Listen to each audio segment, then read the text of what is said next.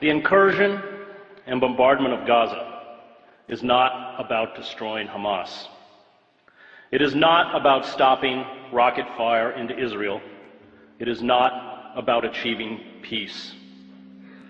The Israeli decision to rain death and destruction on Gaza, to use lethal weapons of the modern battlefield on a largely defenseless civilian population, is the final phase in the decades-long campaign to ethnically cleanse Palestinians.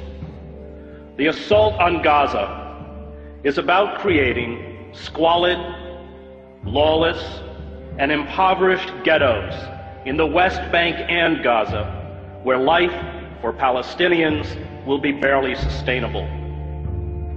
It is about building a series of ringed Palestinian enclaves where the Israeli military will have the ability to instantly shut off movement, food, medicine, and goods to perpetuate the misery. Privilege and power, especially military power, is a dangerous narcotic. Violence destroys those who bear the brunt of its force, but also those who try to use it to become gods.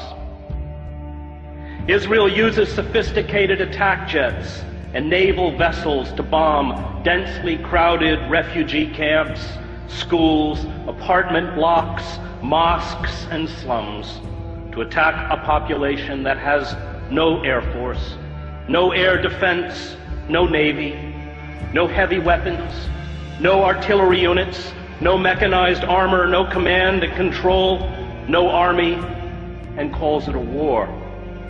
It is not a war. It is murder.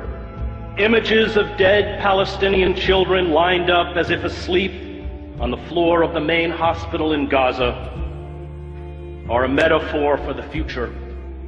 Israel will from now on speak to the Palestinians in the language of death. Those who orchestrate such sieges do not grasp the terrible rage born of long humiliation, indiscriminate violence, and abuse. A father or a mother whose child dies because of a lack of vaccines or proper medical care does not forget. A boy whose ill grandmother dies while being detained at an Israeli checkpoint does not forget.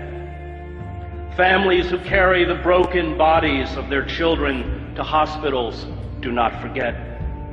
All who endure humiliation, abuse, and the murder of those they love do not forget. This rage becomes a virus within those who eventually stumble out into the daylight. Is it any wonder that 71% of children interviewed at a school in Gaza recently said they wanted to be a martyr?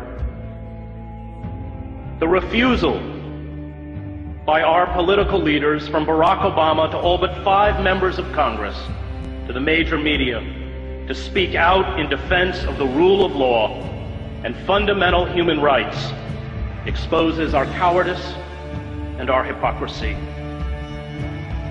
The public debate about the Gaza attack engages in the absurd pretense that it is Israel, not the Palestinians, whose security and dignity is being threatened.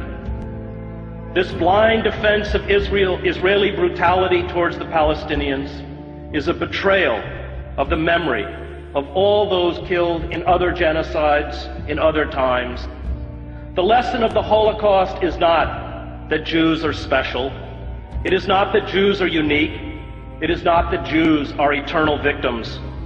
The lesson of the Holocaust is that when you have the capacity to halt genocide, and you do not, no matter who carries out that genocide or who it is directed against, you are culpable.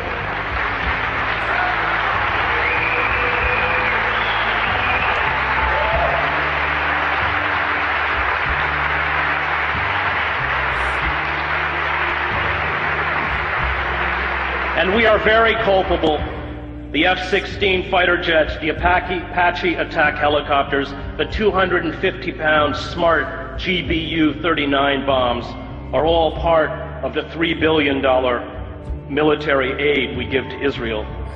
Palestinians are being killed tonight with American-made weapons. But perhaps our callous indifference to human suffering is to be expected.